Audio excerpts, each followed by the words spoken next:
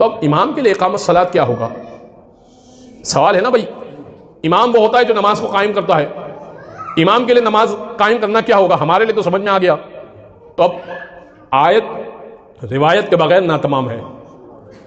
حضرت گرامی آپ کے ذہن میں وہ واقعہ موجود ہے کہ ایک مرتبہ رسول گرامی سجدے میں موجود ہیں اور پشت رسالت پر حسین ابن علی آ گئے۔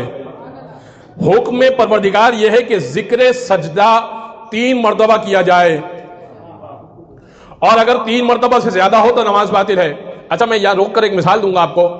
اگر کوئی من چلا کہے کہ حضور میرا دل چاہ رہا ہے میں 5 رکعت کی نماز پڑھوں، نماز نہیں ہے نا، یہ نماز نہیں ہے، یہ باطل ہے۔ کیوں بھائی؟ اللہ کی عبادت زیادہ کر رہا ہوں؟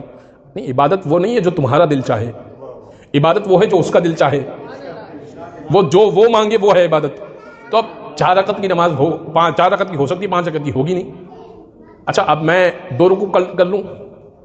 نہیں، اللہ کو 2 رکوع نہیں چاہیے، 1 رکعت میں 1 ہی رکوع ہے، 2 ہی سجدے ہیں، 4 کر لوں، 4 سجدے کر لوں؟ نہیں ہوگا، تو اضافے سے میری نماز باطل ہو جائے گی، ٹھیک ہے۔ اچھا کمی کر دوں، رکوع نہیں پڑھتا، اگلی رکعت میں 2 رکوع پڑھ دوں گا، برابر ہو جائے گا۔ 4 رکوع چاہیے نا، نماز ظہر کی ہے 4 رکوع چاہیے، 1 رکعت میں رکوع نہیں پڑھتا، اگلی رکعت میں 2 رکوع کر لوں گا، نہیں یہ بھی نہیں چلے گا۔ تو اب کیا کروں بھائی؟ صلو کما رأیتمونی اصلی، رسول کی حدیث، جیسے تم مجھے نماز پڑھتے ہوئے دیکھو ویسے نماز پڑھو۔ اور اب آ جائیے محمد مصطفیٰ سجدے میں ہے، ذکر اللہم صلی علی محمد وعلی محمد وعجل فرج۔ محمد مصطفیٰ سجدے میں ہے، ذکر سجدہ ہے 3 مرتبہ سبحان ربی الاعلی و بحمدہ، اور پشت پر نواسہ آ کر بیٹھ گیا ہے، اور اب 4تھی مرتبہ بھی ذکر ہوا، 5ویں مرتبہ بھی ذکر ہوا، اور یہ بڑھتے بڑھتے پروردگار نے حکم دیا جبریل کے ذریعے سے۔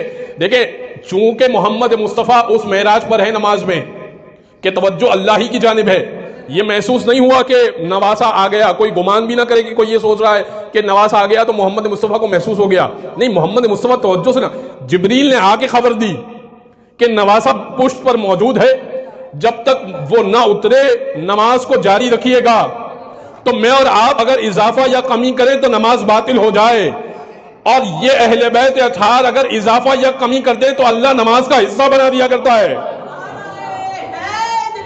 یا سر مبارک جھکا ہوا تھا، نماز سرور پڑھا رہے تھے، حضور آگے صحابہ پیچھے، وہ فرض اپنا نبھا رہے تھے۔